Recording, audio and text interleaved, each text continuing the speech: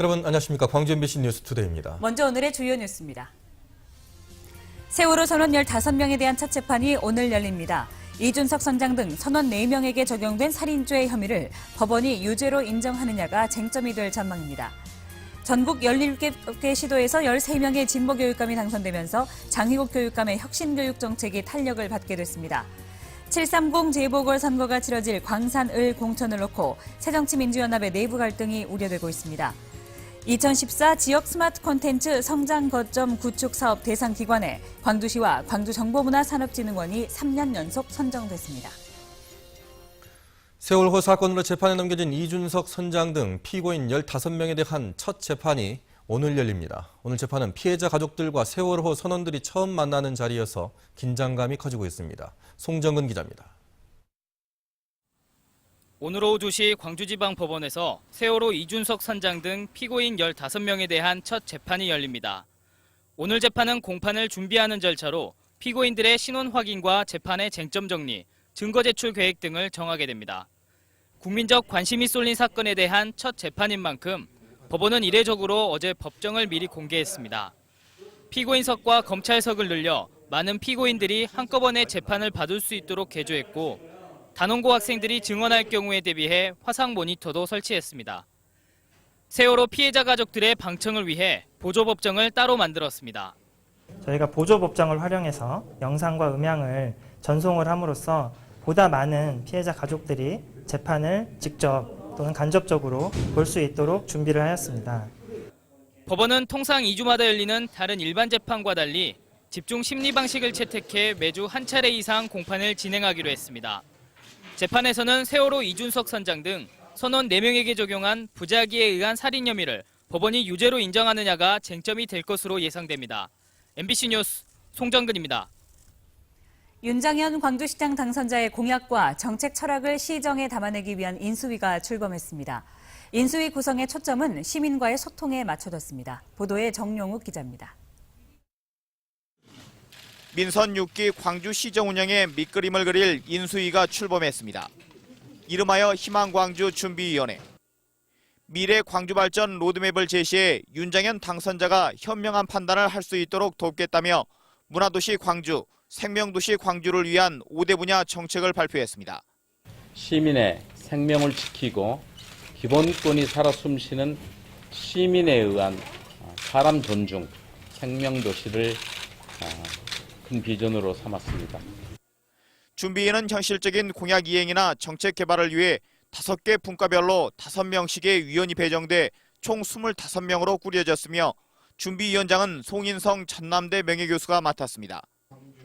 전체 위원 가운데 시민사회 분야에서 활동 경력이 있는 위원들이 10명가량으로 전체의 40%에 달했습니다. 준비위는 공개와 소통이 대원칙이라며 무엇보다 시민 의견 반영에 운용 기조를 마쳤습니다. 많은 사람, 언론과 시민들에게 공개하고 그분들의 의견을 다시 되받아서 거기에 반영하는 이런 절차를 밟도록 이렇게 하겠습니다. 윤장현 당선자는 준비위와는 별도로 앞으로 각계의 목소리를 담아내기 위해 원로 자문회의나 쓴소리위원회를 운영하겠다고 밝혀 대민 접촉을 늘릴 것임을 예고했습니다. MBC 뉴스 정용욱입니다. 윤장현 광주시장 당선자가 내년도 국비 확보를 위해 노력하겠다고 밝혔습니다. 윤 당선자는 강훈태 시장과 만나 연속 사업은 함께 노력하기로 했다며 국비 확보를 위해 당선자 신분으로 할 수 있는 일이 무엇인지 자문을 구하고 있다고 밝혔습니다. 또 필요하다면 해당 중앙부처를 방문해서라도 내년도 국비 확보에 차질이 없도록 하겠다고 말했습니다. 이낙연 전남지사 당선인의 직무인수위원회도 공식 출범했습니다. 이달 말까지 전남의 현안 문제들을 분석해 민선 6기 전남의 큰 그림을 그릴 계획입니다. 양현승 기자가 보도합니다. 이낙연 전남지사 당선인이 민선 6기 전남지사 직무인수위원회를 출범하고 본격적으로 도정 파악에 나섰습니다. 허상만 전 순천대 총장을 인수위원장으로 위촉하는 등 인수위원 절반을 동부권 출신으로 구성했습니다. 인수위원회는 기획행정과 경제과학투자, 문화관광, 보건복지, 농림해양수산, 지역개발 분과 등 6개 분과로 꾸려졌습니다. 또 도정 현안 특별위원회를 별도로 두고 F1 대회와 솔라시도 사업 등 민선 5기에서 현안으로 추진했던 과제 분석에 집중하기로 했습니다. 하나하나가 굉장히 예민한 문제들이고 답이 쉽게 나오기 어려운 문제들일 수도 있습니다. 이낙연 당선인은 전남의 가장 시급한 문제로 일자리 부족 문제를 꼽고 있고 교육 여건 개선으로 인구 유입을 늘리겠다는 계획도 밝혔습니다. 그 엄마 아빠들이 교육 때문에 지방을 떠나는 게 상례였는데 반대로 이제 교육 때문에 지방으로 돌아오게 하자는 생각을 가지고 있습니다. 그리고 인수위원회는 오는 13일까지 전라남도 실국과 산하기관에서 업무 보고를 받은 뒤 이달 말까지 분과별로 민선 6기의 정책 방향을 정리할 계획입니다. MBC 뉴스 양현승입니다. 민선 6기 출범과 함께 광주남 상생발전 가능성이 주목받고 있습니다. 시장과 지사 당선자가 이미 상생협약을 맺어놓은 가운데 이번에 선출된 시도지사는 과거와 다른 적극적인 협력의 행보를 보일 수 있을지 주목됩니다. 이계상 기자입니다. 윤장현 광주시장 당선자와 이낙연 전남지사 당선자가 선거운동 때부터 광주 전남 상생의 길을 찾기로 약속했습니다. 대립과 갈등의 시대를 넘어 소통과 상생의 모델을 만들겠다는 것입니다. 이렇게 해야 한 몸이나 다름없는 광주 전남이 함께 발전하는 토대를 마련할 수 있기 때문입니다. 시장과 지사는 정말 협력이 아니라 상생, 공영 발전하는 그런 자세를 갖고 있었는지 되묻지 않을 수 없습니다. 하지만 광주와 전남이 공동 발전을 위해서 한 목소리를 내기는 쉽지 않은 일입니다. 일단 광주공항 국내선 이전과 제1전투비행단 이전 문제를 놓고 시도는 첨예한 입장차를 보이고 있습니다. 무안군 주민들이 군공항 이전을 한사코 반대하고 있어서 신임 시장과 지사가 상생해법을 내놓기가 녹록지 않은 상황입니다. 또 KTX 호남선 개통을 눈앞에 두고 있지만 개통 효과가 수도권으로 쏠리지 않도록 하는 공동 대응책은 준비조차 되질 않고 있습니다. 빛가람 혁신도시 조성사업과 국립아시아문화전당 활성화 대책도 시도가 협력체제를 구축하지 못하고 있습니다. 민선 6기 출범을 계기로 광주시와 전라남도가 불협화음을 중단하고 상생의 기틀을 마련할 수 있을지 주목됩니다. MBC 뉴스 이계상입니다. 진보 성향의 장휘국 광주시 교육감이 재선에 성공하면서 혁신교육 정책이 탄력을 받게 됐습니다. 특히 전국 17개 시도 가운데 13곳에서 진보 교육감이 당선이 되고 시민운동가 출신이 광주시장에 당선이 되면서 진보 교육이 더욱 힘을 얻을 것으로 보입니다. 박주인 기자입니다. 세월호 참사에 분노한 민심은 새로운 교육을 향한 염원으로 표출됐습니다. 전국 17개 시도 가운데 70%가 넘는 13곳에서 진보 성향 교육감이 당선됐습니다. 이들 당선인들은 지난 7일 회동을 갖고 교육 비리 척결과 혁신 교육 확대 등의 공동 정책을 함께 이행하기로 뜻을 모았습니다. 진보 교육감들의 전국적인 연대는 재선에 성공한 장휘국 광주시 교육감이 보편적 교육 복지와 교육 개혁을 계속 추진하는 데 탄력을 줄 것으로 보입니다. 특히 역사 교과서 왜곡과 5.18 정신 훼손 등 보수적인 정부 교육 철학에 대응하고 진보적인 가치를 지키는 데 더욱 큰 힘을 발휘할 수 있게 됐습니다. 이 정부에서도 그 교육적 기대와 요구를 받아서 정책으로 펼 수 있을 것이라는 기대와 함께 그렇게 하도록 저희들이 적극적으로 노력할 것입니다. 광주 지역 시민운동의 대부격인 윤장현 후보가 광주시장에 당선된 것도 진보 2기 광주 교육의 원군이 될 것으로 보입니다. 윤 시장 당선인과 장 교육감은 이미 교육 민주화와 평화통일 운동을 함께하며 진보적인 가치를 공유해온 만큼 행정적 재정적으로 원활한 협력 관계가 예상됩니다. 이 고교 무상급식을 교육청과 시청이 원활하게 협조를 잘해서 전국에서 처음으로 잘 선도해 갈 수 있도록. 장휘국 교육감은 다음 달 1일 직선이대 광주시 교육감으로 공식 취임하고 진보 2기 광주 교육을 본격 출범시킬 예정입니다. MBC 뉴스 박수인입니다. 7.30 재보궐선거가 치러질 광주 광산을 공천을 둘러싸고 새정치민주연합의 내부 갈등이 우려됩니다. 새정치민주연합 광주시당에 따르면 6.4 지방선거 광주시장 공천을 놓고 신경전을 벌였던 안철수 공동대표와 손학규 상임고문의 갈등이 광산을 공천 문제로 다시 이어지고 있습니다.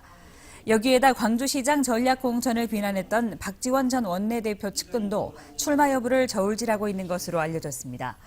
반면 지역 정치권은 중앙당 인사보다는 지역에서 활동한 정치인이 공천을 받아야 한다고 지적하고 있습니다. 제7대 광주시의회가 다음 달 1일 개원할 예정인 가운데 시의원들이 의장단 구성을 놓고 물밑 행보에 나섰습니다. 광주시의회는 다음 달 8일 7대 시의회 첫 임시회를 열어 의장과 부의장 등을 선출하고 일주일 뒤 상임위원장 자리를 배정할 예정입니다. 현재 시의장과 부의장 등에 도전할 시의원으로는 재선에 성공한 7명이 우선 거론되고 있습니다. 나머지 15명의 초선 의원이 어떤 행보를 보이느냐가 의장단 구성의 변수가 될 것으로 전망됩니다. 경찰이 광주 시내에 걸려있는 각종 현수막을 일제히 철거했습니다. 광주지방경찰청은 지난 주말과 휴일 선관위, 자치단체와 합동으로 육사 지방선거 관련 현수막과 아파트 광고 현수막 등 각종 불법 광고물 7천여 장, 1톤 트럭 한 대분을 수거해서 폐기 처분했다고 밝혔습니다. 경찰은 앞으로 5개 광고물 관리법과 청소년 보호법을 적용해 불법 현수막과 음란 전단지 배포 행위를 강력히 단속할 방침입니다.